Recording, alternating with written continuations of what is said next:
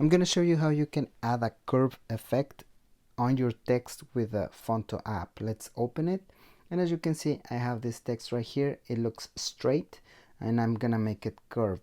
So just tap on the text and then you're gonna get this menu, slide to the left, and you're gonna see this option right here, curve.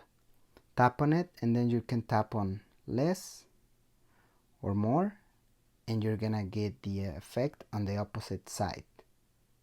So this is how you can do it, and this is very helpful if you want to increase the attention on your thumbnails, because this is the thing that I do in mine.